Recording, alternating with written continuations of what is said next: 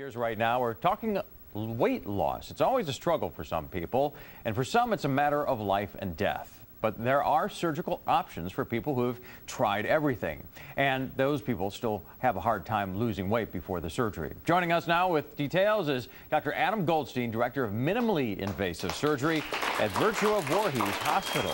Adam, thanks for being here. Thank you. Thank you very much. Who should be considering surgery like this? Well, honestly, many of us in America have a problem with weight. About 30% of the population of the United States is now either overweight or obese. So it's a significant problem that most of us face. But patients that really should be looking into weight loss surgery are those that have tried numerous non-surgical methods of weight loss, dietary programs, over-the-counter weight loss medications, and have been successful for short periods of time, but always seem to regain the weight back. Those are the patients that we really target for weight loss surgery because weight loss surgery offers them long-term weight loss. And the surgery that you're doing, this is the latest type of surgery that's available. How is it different from what happened years ago?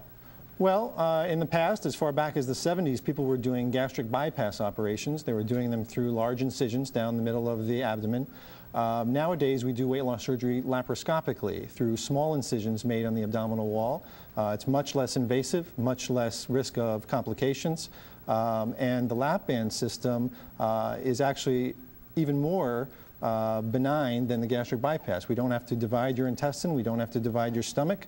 We put a simple band around the top of the stomach and control how much food you're able to take in. And does this now give you, if you have this surgery, does this give you free reign to eat what you want, or do you still have to control what you're taking in? Well, you need to make the right choices. And part of undergoing a weight loss surgery operation is being enrolled in a program.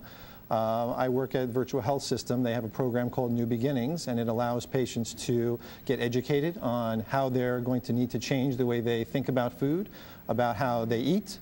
They will have support for the rest of their life following the operation, so they'll have other members of the community that have undergone the surgery to help them face the daily battle with making the right food choices and the right amount of calories. So you see people that are in your office ahead of time and you see the results afterwards. How much does this surgery mean to them?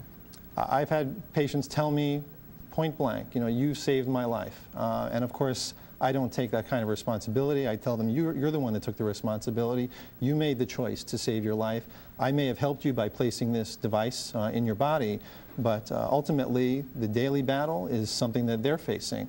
And they're the strong one that gets through this. So you said it's minimally invasive, so I would expect that to be much more reliable in the long run and possibly safer too. Well, it is safer than the gastric bypass operation. It's certainly safer and prone to less complications later on than if you had surgery through a large incision down the middle of your abdomen. You have to keep in mind we're talking about patients that may be 100 pounds or more overweight, and if you make a large incision on their abdomen, there's a lot of tension being pulled on that incision. There are respiratory issues they have to deal with because of the pain. It inhibits them from taking deep breaths. So the small incisions really helps them bounce right back. It's good information, Dr. Adam Goldstein. Thank you so much. You're very welcome. Voorhees Hospital. Thank you. We'll be right back with more information. For more information, you can call 1-888-VIRTUA-3. We'll be back with more of the 10 Show right after the break.